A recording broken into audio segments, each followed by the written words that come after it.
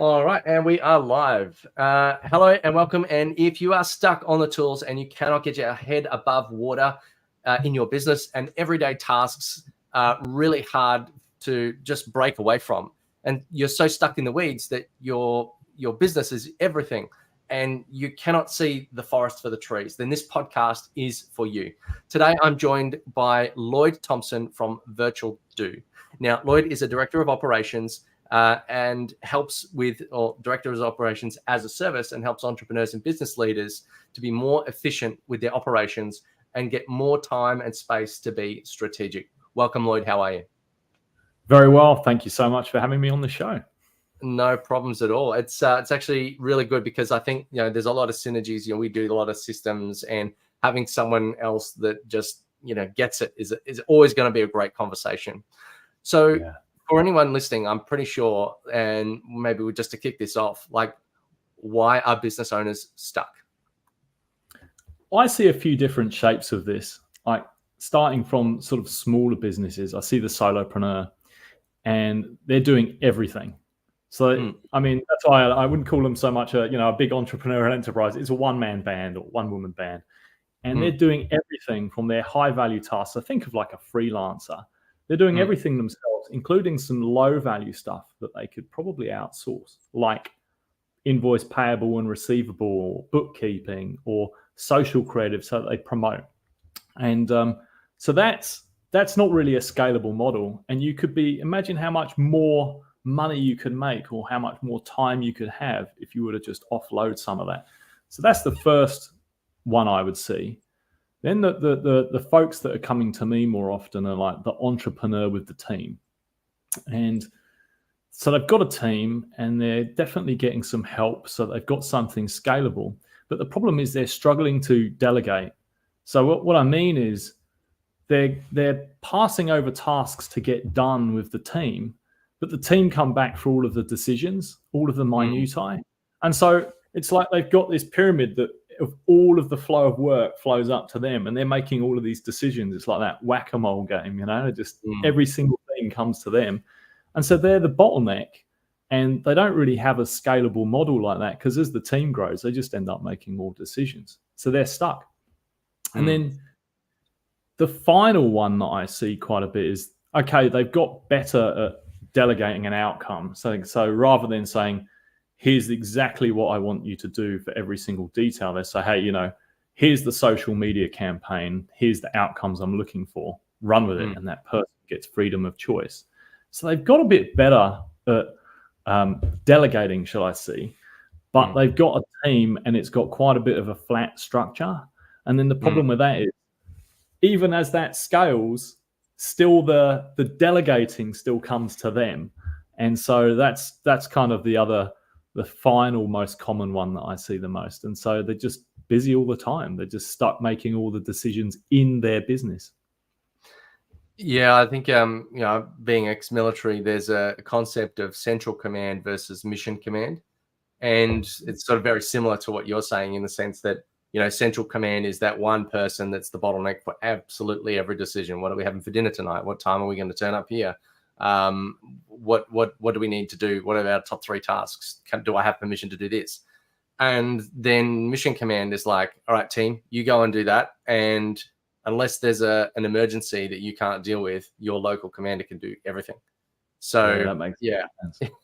I understand exactly what you mean. Why don't business owners do anything about it? Why do they just keep banging their head against the wall and being the guy in the middle that has to make every decision?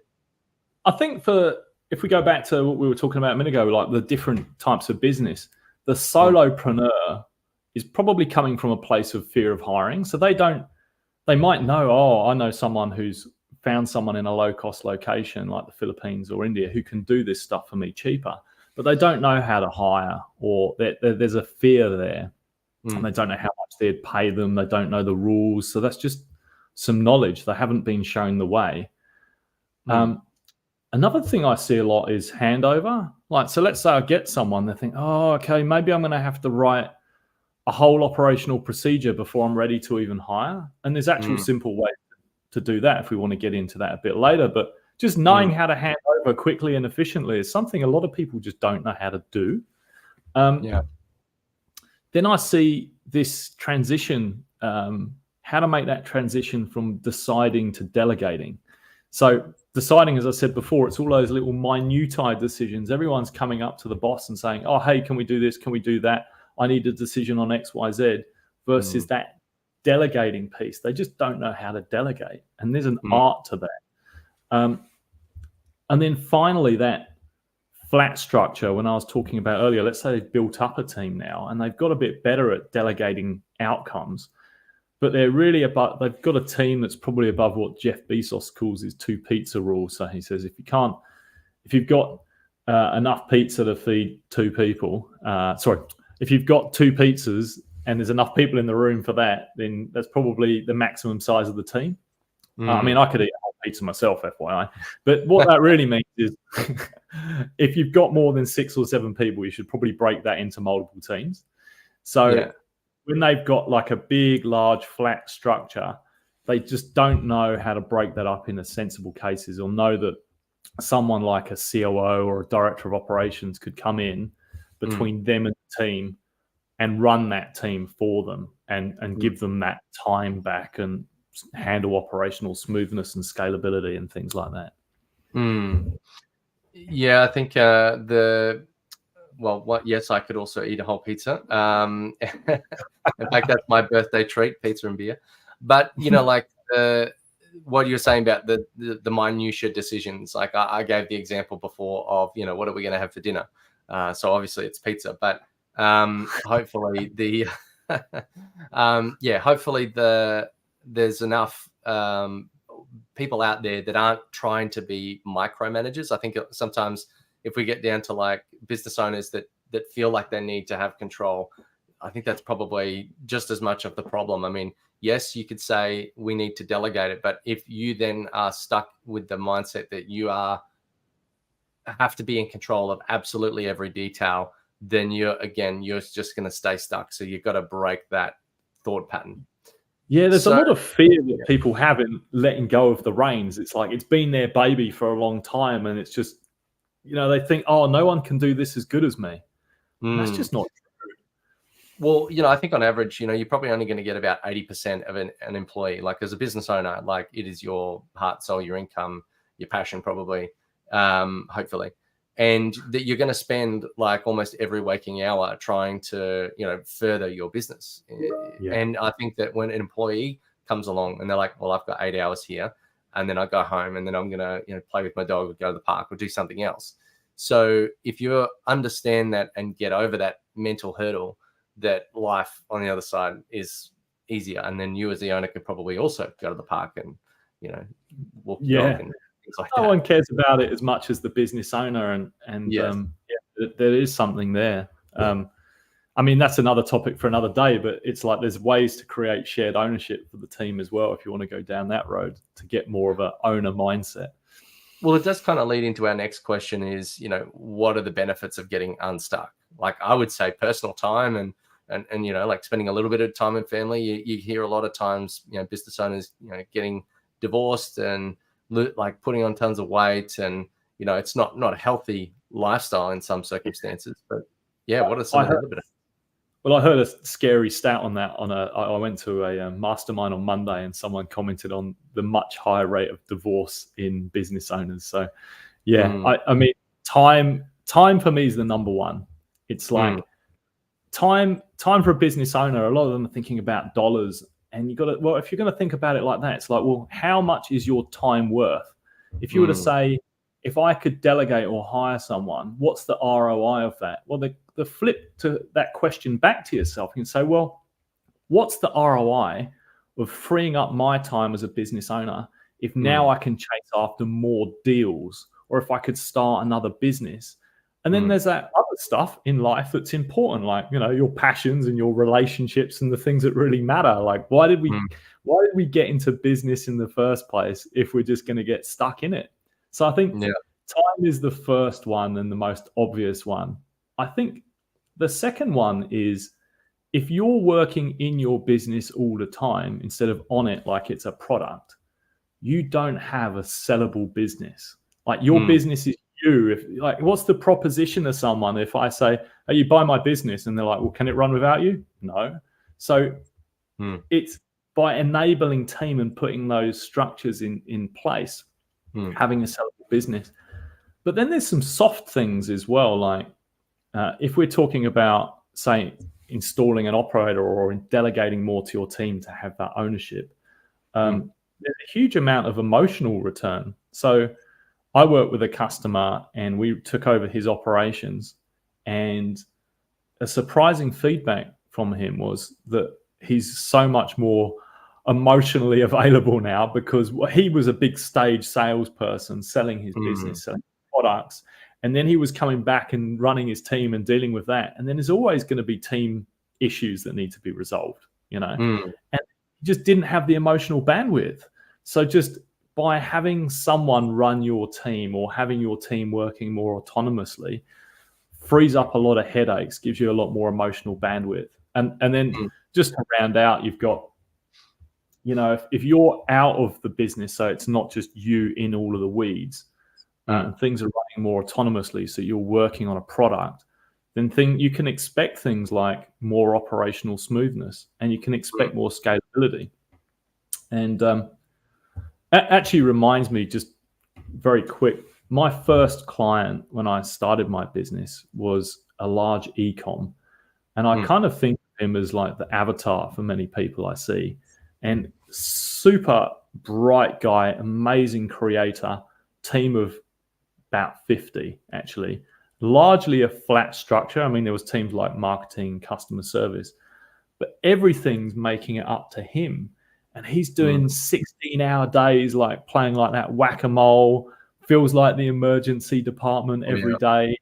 The team are like changing priorities every single, they're just all the time like, oh, we work on this, we work on that. And he just didn't know another way. He's a super creative. He's built the team. The business is gangbusters, but how long can you do 16-hour days for? Like, your adrenaline's going to run out at some point. So for me, this was, when I was actually the COO or director of operations, and now I have an agency, if you like. But when I came in, the first thing is he's now just got me, and I now run the team. So that's straight away. He's just got one person he needs to talk to, and everything gets done. So straight away, it's like, it's much easier. He's got the time back because he just talks to one person that says the things that are important to him to get done. Then there's things like having a professional to install rhythms, like, okay, let's do planning sessions. So instead of playing whack-a-rat, we're doing things that are like planning out 10 days at a time, or we look at a campaign we're going to run and go, how long do we need to plan for this? Like, what are all the things we need to do? And then having feedback loops for campaigns. And so as a result of doing these kind of things, that business owner was then able to do the things that he cared more about. So for him, they were purely an online business. And with his free time, he was able to go out and get deals that he's now in retail stores. So he's no longer just a fully online business. He's someone who's out there in the shops as well, which has actually made his business more complex. And you know what? I want to tell you, he doesn't work 16-hour days, but that's a lie. Like, the guy is just one of these people that's still going to work 16-hour days no matter what. It's just that kind of guy. He just does the rest doing video creative, which is what's his passion. He's just one of those guys. So anyway, that's just an example of some of the benefits of, getting out of the weeds of your business, because you can choose the things you want to work on. Yeah, and I think, just from our previous conversations, I spend the time doing things like this, like live streams, YouTube videos, and all of that helps create brand value and long-term things that, I can step away from. So I think even you need to make at least 5 minutes spare space to then invest that 5 minutes into making 10 minutes space, to then invest that 10 minutes into making 20, and just keep that snowball rolling, because otherwise you constantly get, like, as it grows, it's just going to get worse. So making that space to make more space, you kind of have to sacrifice something early on to then get to the point where, like you said, money and time is an irreplaceable resource that you just cannot get back. So you may as well be investing in that more than anything else, in my opinion, anyway. So and deciding the things you're going to say no to, so that you can really focus on that growth. No is a very powerful word, and it's not used in anywhere near enough. And I think, like for a lot of business, particularly ones early out, they're trying to spend or trying to get more deals over the line. So they tend to like cut deals just to, keep the wheels turning or just, make another sale. But if they charge more, do a little bit less, then they'll be happy with the client. They'll do a better job. They'll have more time available to go and find the next client. They won't be like constantly chasing their tail. And then you can say no to the bad ones that are going to chew your time and make your life hell. So yeah, there's a lot of power in no, for sure. Yeah. So for anyone listening that wants to get a little bit more space, what's some things that they can do right now to get some benefits immediately? So let's start with the solopreneur. I think, honestly, if you're a solopreneur, if you're like, a freelancer, maybe you're a graphic designer, maybe you're a mortgage broker or something like that, they're good businesses. Do you need to be doing all of it?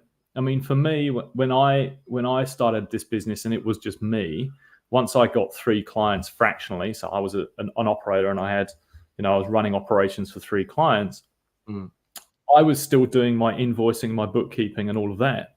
And then I hired someone in the Philippines, and now, I have someone doing my invoicing and invoice payable, invoice receivable. I have them helping me out with social media creatives like the video. When I started my business, I was doing all the video cutting and stuff.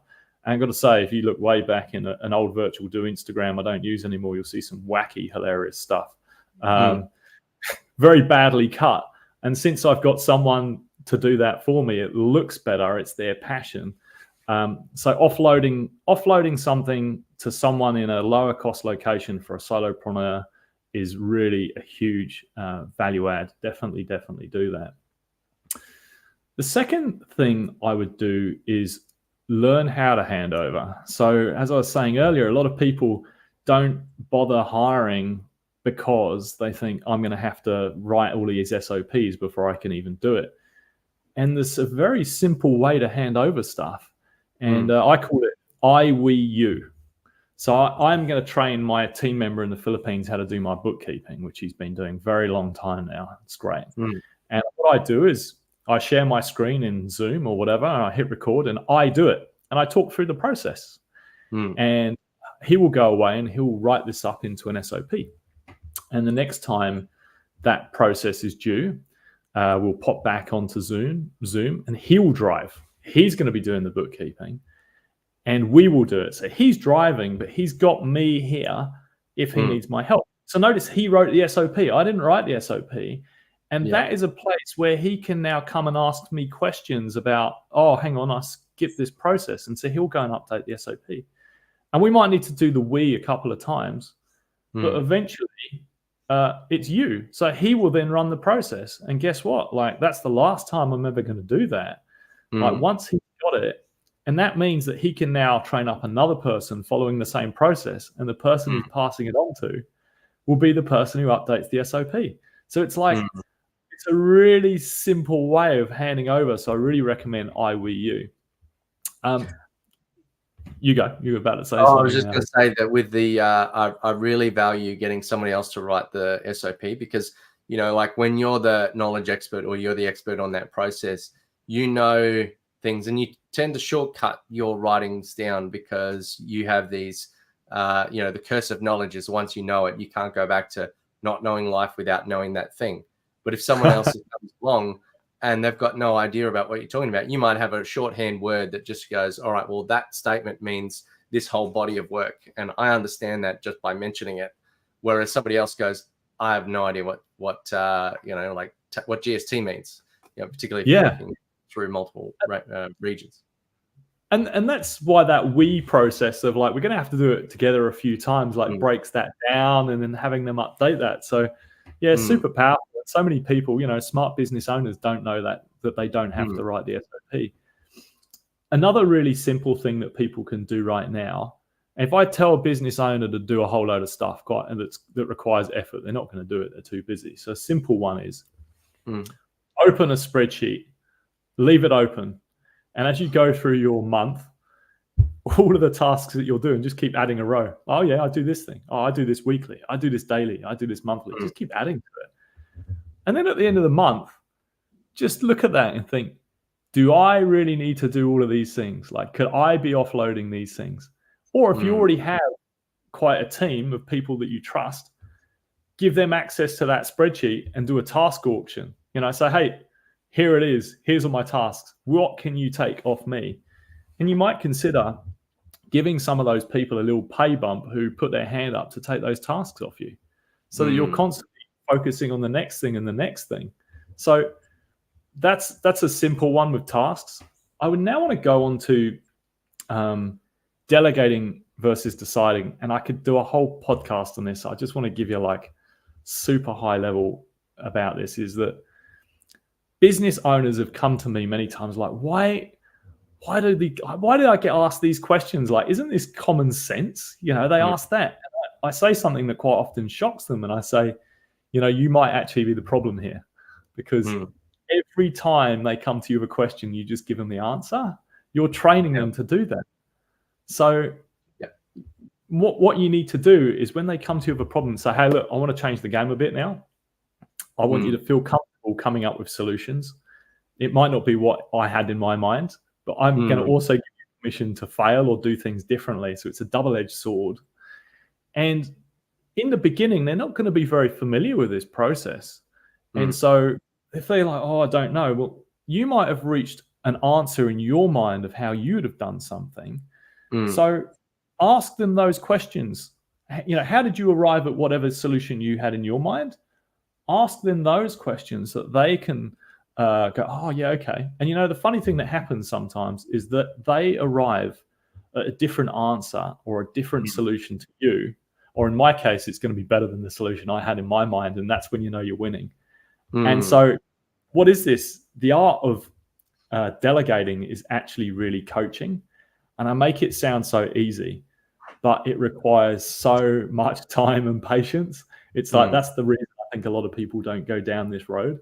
And if you're already really busy and you're getting all of these things coming to you, you don't actually think, I'm just going to coach Fred or Jane again with this thing. You don't instantly break it. And so that's why when you get to a certain team size, when you've gone beyond your 2 pizza rule and you've probably got a team of 7 or more, that's when you might consider getting an operator, like having someone that sits between you and the team who can start making those, I wouldn't say decisions, but can start delegating things to the team and going through that process that you don't have to do, going through that coaching, getting them on board and getting that time back. There's a lot about it, and there's a lot of power in being slightly unreachable. and because like you say, you're training them to come and interrupt you all of the time. Like, if I need to be in meetings, I want to be focused on the person I'm speaking with. I turn my phone off, I block. My phone's been on silent for 5 years.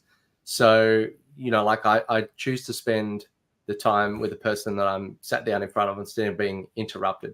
So I think there's a lot of power in that, because that gives respect to the people in the room that you're in the room with.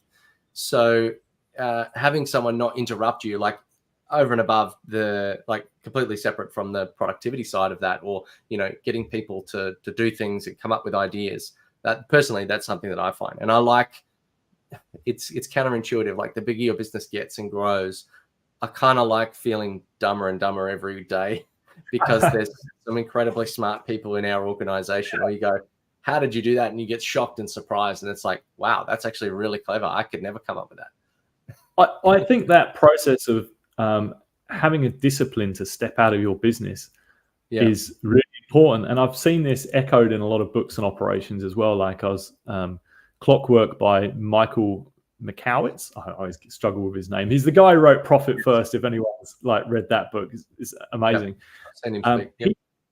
He talks about taking a 4-week holiday, and that to many business owners is a frightening thing. But if you have got your business to a point where you can take a 4-week holiday, that means you've had to, and you don't just go, right, I'm going on a 4-week holiday, see you later, cheerio. You start by building up with a couple of days at a time and seeing what things are like. People panic and go, oh, now they have to actually step up. And that's So being unreachable, I think what you just said there is incredibly powerful, really important, and also for your mental presence. Yes. Yeah. And yeah, like being able to, like I was getting back to the like content creation or something like that. If you're not well rested, it comes across very rocky. If you're not like sharp in a meeting, then you're not going to get the best outcome. So having that rest, having that time away is very valuable. Well, I think that, you know, some of the things we've gone through today are very powerful and impactful, and I really appreciate having you along today. If you're listening to the podcast and you want to find more about Lloyd and Virtual Do, then you can check out virtualdo.com.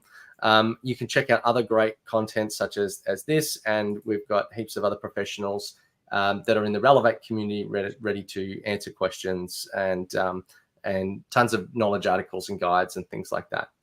But you've been listening to the Business Octopus. I forgot to introduce myself at the start. Avon from Relevate, marketing automation and CRM specialist. And thank you for listening, and take care.